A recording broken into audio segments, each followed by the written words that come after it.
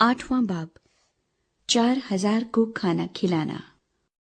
उन दिनों में जब फिर बड़ी भीड़ जमा हुई और उनके पास कुछ खाने को ना था, तो उसने अपने शागिर्दों को पास बुलाकर उनसे कहा, मुझे इस भीड़ पर तरस आता है, क्योंकि ये 3 दिन से बराबर मेरे साथ रही है और इनके पास कुछ खाने को नहीं। अगर मैं इनको भूखा घर को रुखसत करूं तो राह में थक कर रह जाएंगे और बाज इनमें से दूर के हैं। उसके शागिर्दों ने उसे जवाब दिया कि इस बियाबान में कहां से कोई इतनी रोटियां लाए कि इनको सैर कर सके। उसने उनसे पूछा, तुम्हारे पास कितनी रोटियां हैं? उन्होंने कहा, 7। फिर उसने लोगों को हुक्म दिया कि जमीन पर बैठ जाएं, और उसने वो 7 रोटियां ली और शुक्र करके तोड़ी और अपने शागिर्दों को देता गया कि उनके आगे रखें, और उन्होंने लोगों के आगे रख दी। और उनके पास थोड़ी सी छोटी मछलियां थी। उसने उन पर बरकत देकर कहा, ये भी उनके आगे रख दो। बस वो खाकर सैर हुए और बचे हुए टुकड़ों के 7 टोकरे उठाए, और लोग 4000 के करीब थे। फिर उसने उनको रुखसत किया और वो फिलफौर अपने शागिर्दों के साथ कश्ती में बैठकर दलमूनता के इलाके में गया। एक मौजज़े का मुतालबा।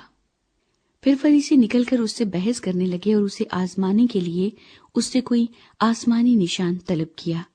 उसने अपनी रूह में आह खींचकर कहा, इस जमाने के लोग क्यों निशान तलब करते हैं? मैं तुमसे सच कहता हूं कि इस जमाने के लोगों को कोई निशान दिया ना जाएगा। और वो उनको छोड़कर फिर कश्ती में बैठा और पार चला गया। फरीसियों और यहूदियों का खमीर। और वो रोटी लेना भूल गए थे, और कश्ती में उनके पास 1 से ज्यादा रोटी ना थी। और उसने उनको ये हुक्म दिया कि खबरदार, फरीसियों के खमीर और हेरोदीस के खमीर से होशियार रहना। वो आपस में चर्चा करने और कहने लगे कि हमारे पास रोटी नहीं। मगर यीशु ने ये मालूम करके उनसे कहा, तुम क्यों ये चर्चा करते हो कि हमारे पास रोटी नहीं? क्या अब तक नहीं जानते और नहीं समझते? क्या तुम्हारा दिल सख्त हो गया है? आंखें हैं और तुम देखते नहीं, कान हैं और सुनते नहीं। और क्या तुमको याद नहीं, जिस वक्त मैंने वो 5 रोटियां 5000 के लिए तोड़ी, तो तुमने कितनी टोकरियां टुकड़ों से भरी हुई उठाई? उन्होंने उससे कहा, 12। और जिस वक्त 7 रोटियां 4000 के लिए तोड़ी, तो तुमने कितने टोकरे टुकड़ों से भरे हुए उठाए? उन्होंने उससे कहा, 7। उसने उनसे कहा, क्या तुम अब तक नहीं समझते? बैतसैदा में अंधे की शिफा। फिर वो बैतसैदा में आए और लोग एक अंधे को उसके पास लाए और उसकी मिन्नत की कि उसे छुए। वो उस अंधे का हाथ पकड़कर उसे गांव से बाहर ले गया और उसकी आंखों में थूक कर अपने हाथ उस पर रखे और उससे पूछा, क्या तू कुछ देखता है? उसने नजर उठाकर कहा, मैं आदमियों को देखता हूं, क्योंकि वो मुझे चलते हुए ऐसे दिखाई देते हैं जैसे दरख्त। फिर उसने दोबारा उसकी आंखों पर अपने हाथ रखे और उसने गौर से नजर की और अच्छा हो गया और सब चीजें साफ साफ देखने लगा। फिर उसने उसको उसके घर की तरफ रवाना किया और कहा कि इस गांव के अंदर कदम भी न रखना। पतरस का इकरार।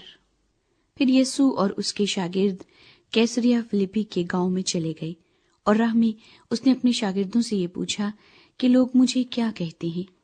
उन्होंने जवाब दिया, यूहन्ना बपतिस्मा देने वाला, और बाज एलिया, और बाज नबियों में से कोई। उसने उनसे पूछा, लेकिन तुम मुझे क्या कहते हो? पतरस ने जवाब में उससे कहा, तू मसीह है। फिर उसने उनको ताकीद की कि मेरी बाबत किसी से ये ना कहना। यीशु मसीह के मसाइब और मौत। फिर वो उनको तालीम देने लगा कि जरूर है कि इब्ने आदम बहुत दुख उठाए और बुजुर्ग और सरदार काहिन और फकी उसे रद्द करें और वो कत्ल किया जाए और 3 दिन के बाद जी उठे। और उसने ये बात साफ साफ कही। पतरस उससे अलग ले जाकर उसे मलामत करने लगा, मगर उसने मुड़कर अपने शागिर्दों पर निगाह करके पतरस को मलामत की और कहा, ऐ शैतान, मेरे सामने से दूर हो, क्योंकि तू खुदा की बातों का नहीं बल्कि आदमियों की बातों का ख्याल रखता है। फिर उसने भीड़ को अपने शागिर्दों समेत पास बुलाकर उनसे कहा, اگر کوئی میرے پیچھے آنا چاہے تو اپنی خودی سے انکار کرے اور اپنی صلیب اٹھائے اور میرے پیچھے ہو لے، کیونکہ جو کوئی اپنی جان بچانا چاہے وہ اسے کھوئے گا، اور جو کوئی میری اور انجیل کی خاطر اپنی جان کھوئے گا وہ اسے بچائے گا۔ اور آدمی اگر ساری دنیا کو حاصل کرے اور اپنی جان کا نقصان اٹھائے تو اسے کیا فائدہ ہوگا؟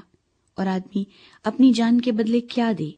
کیونکہ جو کوئی اس زناکار اور خطاکار قوم میں مجھ سے اور میری باتوں سے شرمائے گا، ابن آدم بھی جب اپنے باپ کے جلال میں پاک فرشتوں کے ساتھ آئے گا تو اس سے شرمائے گا۔